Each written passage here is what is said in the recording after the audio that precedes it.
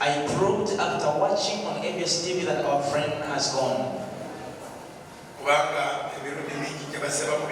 Because several times have been announcing his death and he was still living.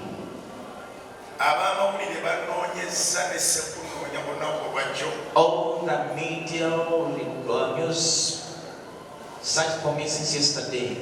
I was on Canada after the lunch hour and they were on the ground.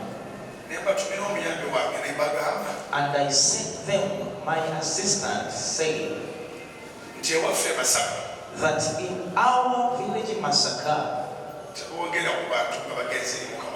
they don't speak of people.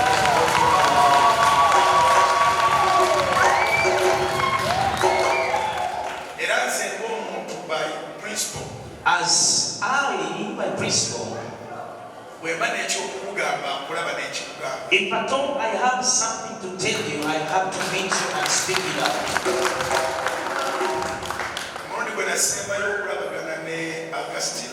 The last time we met, or I saw Pastor Augustine Yiga, eye on eye, and we greeted each other. It was in Bath Valley.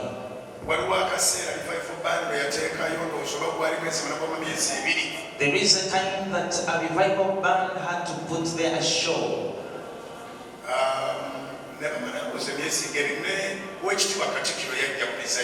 I think they spent like 2 months and even Mikatiko came in that occasion.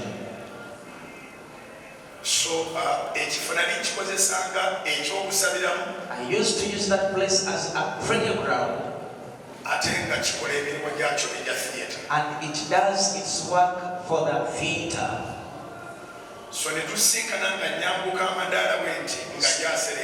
We met as I was going upstairs and he was going downstairs.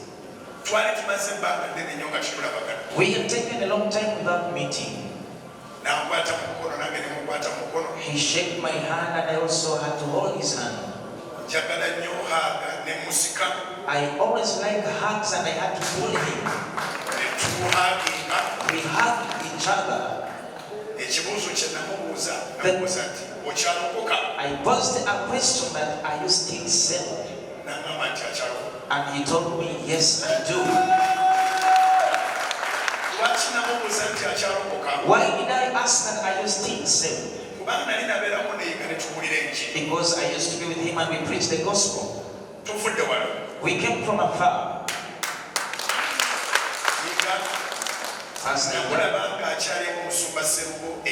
I saw him while he was still at Pastor Senko in Kazo. There is a club we used to play on drafting. We had even the license up to the national level. But it wasn't business. Draft wasn't business. We met there and for him hearing they had people calling him born again. I also had people calling him a born again. We loved each other as brethren.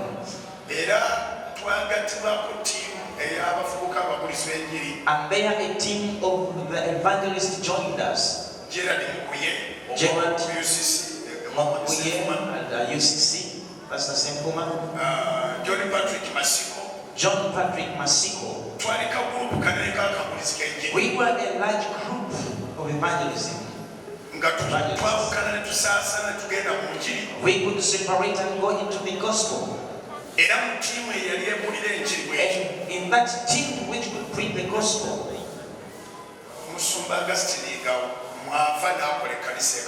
there Pastor Augustine so I've gotten an opportunity to speak to Pastor Yiga several times. We've never quarreled. Sometimes when he got trouble, he has never told you people in church. You've never heard that I am using him. So, he's going. Sure. It is a shock.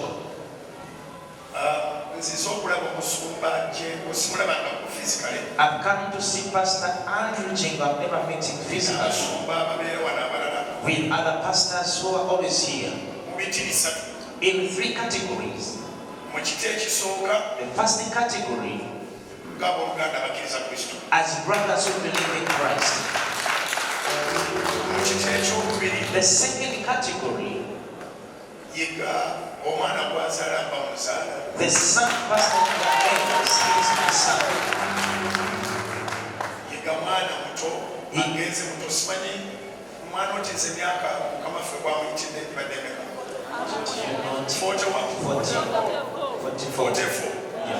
badde musinga I'm mature than him. Nze nazaalibwa 1972. I was born in 1972. Yawula 2 Now, separate from that is 48. So I am the father of the children of my Savior. I was mature than him. For that reason, I've come as a father in this house.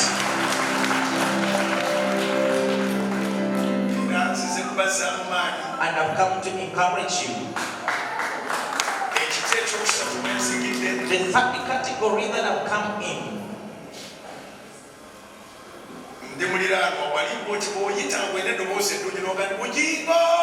I am your neighbor next to I told you how to have a voice and you call Pastor Bugingo. Your voice had to reach to Canaan land. So in Masaka, where I come from,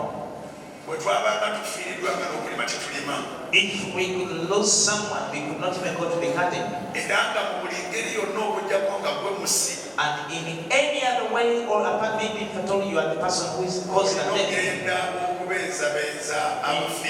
you have to go and confront those who confront them. But I am evangelist. I don't know why God has still left home. He has reserved me because of preaching the gospel. So I want to tell the believers, with my fellow evangelists, this work is not ours. It is for our Lord.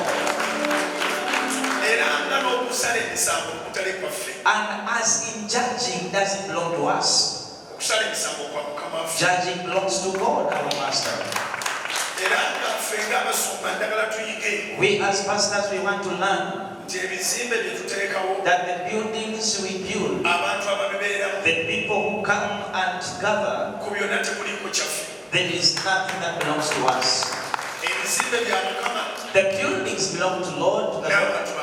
Even the people belongs to the Lord.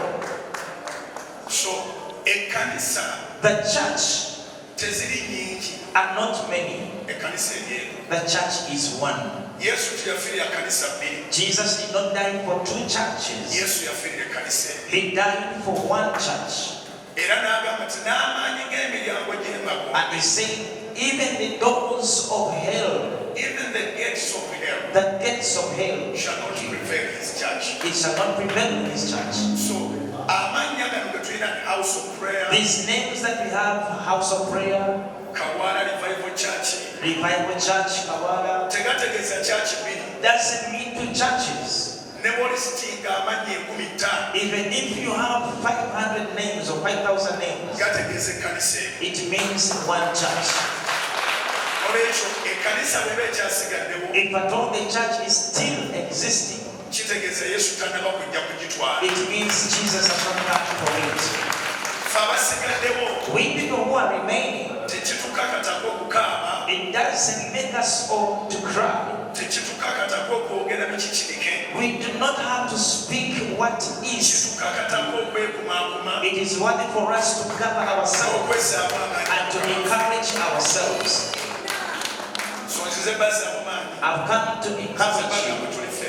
We are together. I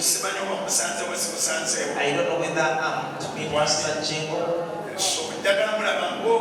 I want to see him as a son and as a brother.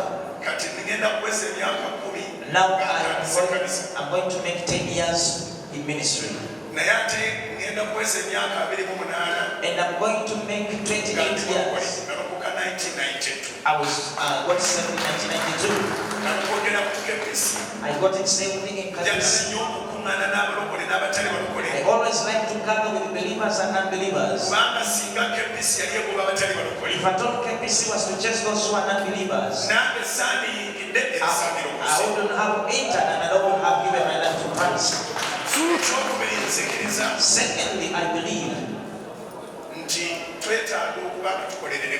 that we need to work for the heaven.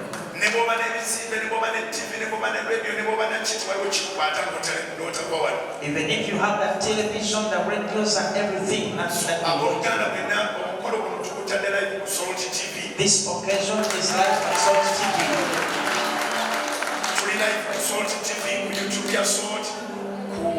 Facebook ya short media app mtalama mayanja Salt TV ili kufikia ku Star Times, Go TV, WhatsApp, Zuku, ku DSTV. I didn't want to stand here and someone misquote me. I saw you in the morning. I saw you in the morning when the Salt medias were here. And then you say there will be different services. And I heard you say you're going to feed people. In Masaka, where I grew from, such a thing is always for all of us. Your friend indeed is your friend indeed. So, I was requesting for you to allow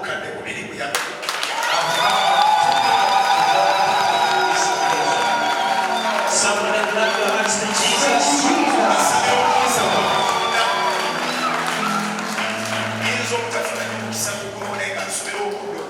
I may not get another opportunity.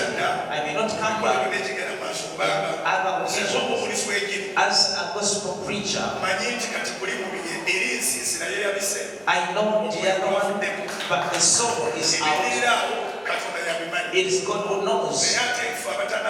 But we who have not left these houses, the heart has left us. The heart has not left us. They have their hearts. So I am on this heart. We are going to be one thing that I can say is I as Bugingo, my office no appointment. Anything that you have what you know. Pastor Agumiiza, any minister or ministers, as long as we still live, we are going to stand.